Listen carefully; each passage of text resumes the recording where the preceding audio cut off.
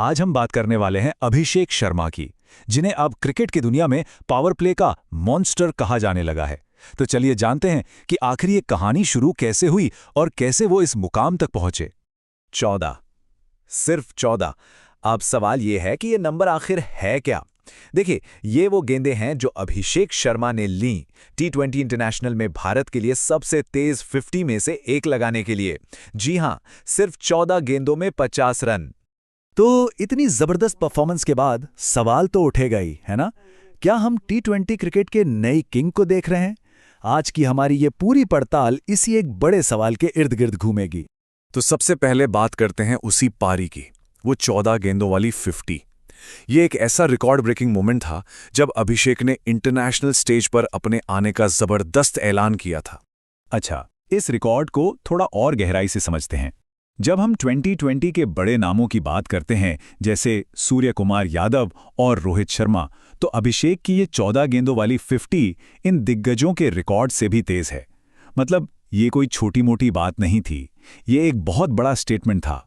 पर एक सवाल है, क्या ये विस्फोटक टैलेंट अचानक से आया? बिल्कुल नहीं। इसकी जड़ें बहुत गहरी हैं, जो उनके बचपन से जुड़ी हैं। तो चलिए थोड़ा पीछे चलते हैं और देखते हैं अमृतसर के एक लड़के के वर्ल्ड स्टेज तक पहुंचने का सफर। देखिए, 2016 में उन्होंने अंडर 19 एशिया कप में इंडिया को कैप्टन के तौर पे जीत दिलाई। फिर 2018 में जब इंडिया ने अंडर 19 वर्ल्ड कप जीता तो वो उस टीम का एक बहुत ही अहम हिस्सा थे। और फिर 2024 में उन्होंने सीनियर टीम के लिए अपना T20 डेब्यू किया। ये दिखाता है कि उनमें लीडरशिप और जीतने की आदत शुरू से ही थी। अब आते हैं कहानी के सबसे बड़े टर्निंग पॉइंट पर। देखिए, इंटरनेशनल लेवल पर आने से पहले IPL में एक बहुत ही अहम स्ट्रेटेजिक मूव लिया गया। एक ऐसा फैसला जिसने अभिषेक को एक होनहार खिलाड़ी से एक असली पावर प्ले मॉन्स्टर बना दिया।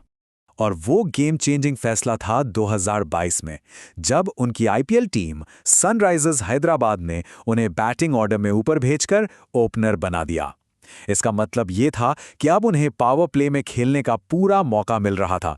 मतलब पहली गेंद से ही अटैक करने का एक खुला लाइसेंस। और बस यहीं से उनकी असली ताकत दुनिया के सामने आई।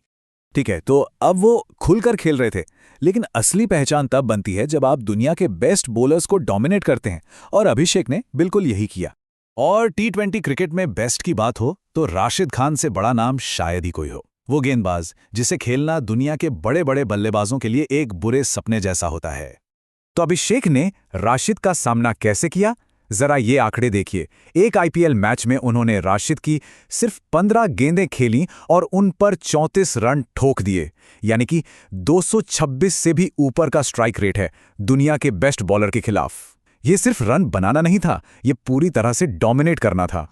लेकिन ये बेखौफ अंदाज, ये आता कहां से है? चलिए आप जरा आंकड़ों से हटकर उस इंसान को जानते हैं जो मैदान पर ये लंबे लंबे छक्के लगाता है। और बात करेंगे उनके मेंटर की भी। एक बड़ा ही मजेदार किस्सा है उनके पहले IPL कॉन्ट्रैक्ट का। जब उन्हें 55 लाख रुपए मिले तो उन्हें लगा कि वाह, अब तो एक शानदार घर खरीद सकते हैं। पर बाद में उन्हें पता चला कि अरे, इसमें से तो टैक्स भी कटता है।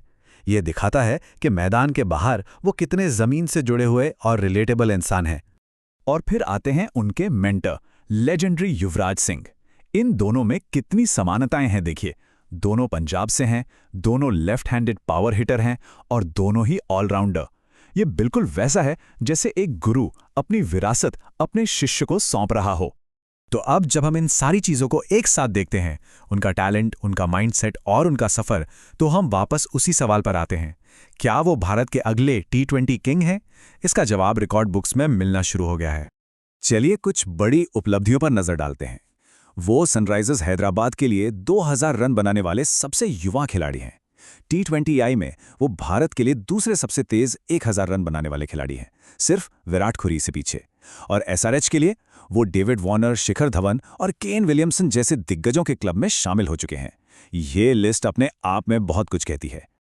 तो आखिर में सवाल सिर्फ एक ही बचता है, अब अगला कौन सा रिकॉर्ड टूटने वाला है? क्योंकि जिस रफ्तार से ये पावर प्ले मॉन्स्टर आगे बढ़ रहा है, लगता है कि अभी तो बस शुरुआत है।